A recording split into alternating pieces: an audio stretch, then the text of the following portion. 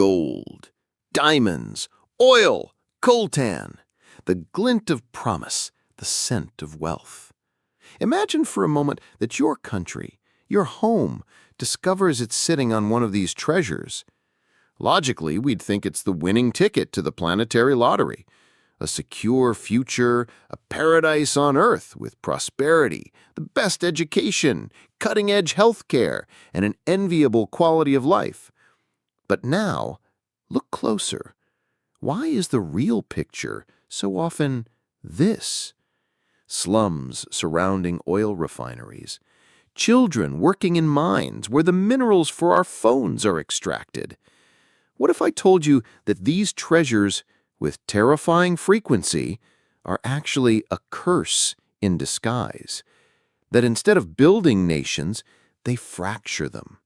Instead of bringing prosperity, they entrench corruption and even more desperate poverty. How is it possible that having everything can mean having nothing? This is the story of the abundance paradox, a journey into the dark heart of wealth. And I guarantee you, by the end, it will change the way you see the world forever.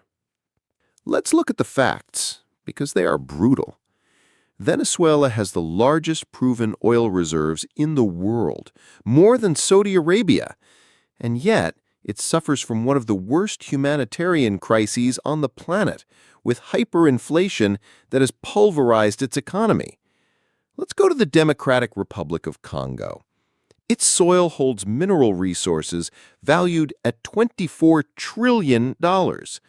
The coltan for your smartphone, the cobalt for an electric car battery, a large part of it comes from there. And yet, the Congo is consistently one of the 5 poorest countries in the world.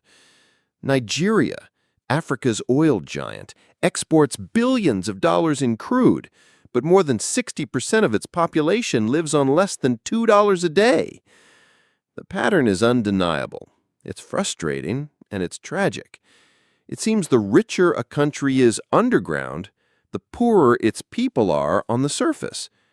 This isn't a streak of bad luck. It's an economic phenomenon so real and studied that it has its own name, the resource curse. And this curse attacks in several ways. The first piece of the puzzle is called Dutch disease.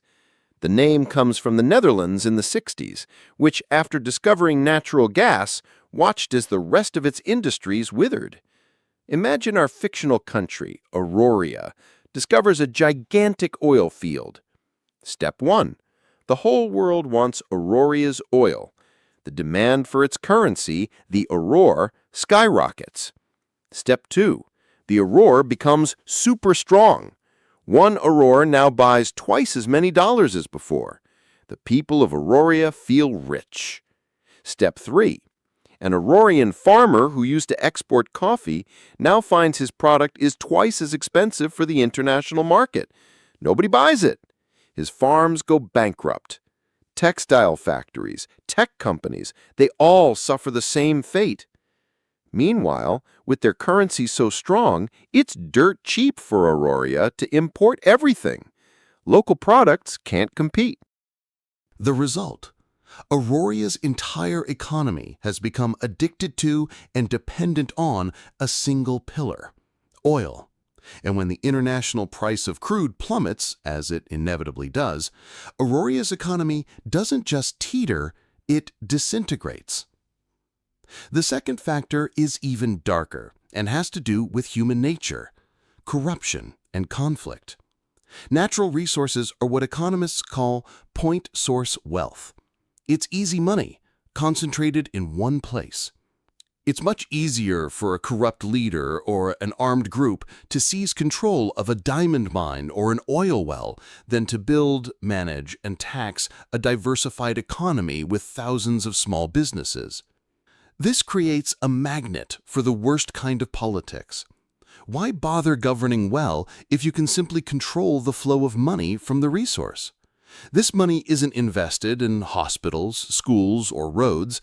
It ends up in Swiss bank accounts, in mansions, and in private armies to protect that very wealth.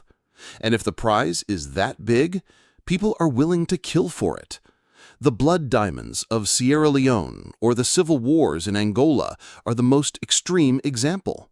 Factions fighting to the death for control of the mines to finance their brutality. But there is a third curse, perhaps the most subtle and damaging of all, the collapse of the social contract. Think about this. If a government gets 90% of its revenue from oil wells, does it really need its citizens? Does it need to tax them? And if it doesn't need their money, why should it listen to their demands? Citizens stop being participants in the economy and become mere spectators, or at best, recipients of subsidies to keep them quiet. Investment in people, in their education and their skills ceases because the state no longer depends on their productivity.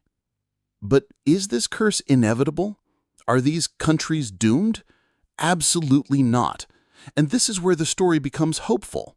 There are nations that looked into the abyss and chose a different path. Let's look at Norway. They discovered gigantic oil reserves in the North Sea in the 60s. Today, they are one of the richest, most stable, and most equitable countries in the world. Their secret? Long-term vision and a democracy that was already strong before the oil. Instead of spending the windfall, they created a sovereign wealth fund, a gigantic national savings account where they invest almost all oil profits for future generations. They only use the interest from that fund, ensuring the wealth never runs out. Or let's look at Botswana in Africa. Instead of being cursed by its huge diamond mines, it negotiated transparently with mining companies and used that revenue to invest massively in education, healthcare, and infrastructure, achieving one of the most stable economic growths on the continent. So, in the end, the curse of paradise isn't in the resources themselves. Diamonds aren't evil, oil isn't wicked. The curse, or the blessing, depends on one thing: the quality of the institutions, governance. Natural resources are like a giant magnifying glass. If a country has strong, transparent, democratic, and forward-thinking institutions, the wealth is magnified and benefits all of society. But if a country is weak, corrupt, and authoritarian, the wealth also magnifies that corruption, that inequality, and that conflict to catastrophic levels. The next time you see a country rich in resources but mired in poverty, don't think it's a senseless paradox or simple bad luck. It is the tragic but avoidable result of wealth that fell into the wrong hands. If this video has made you see the world differently, show it with a like. Subscribe for more videos that challenge what you think you know. And tell me in the comments, do you know of any other country that has broken the curse? See you in the next one.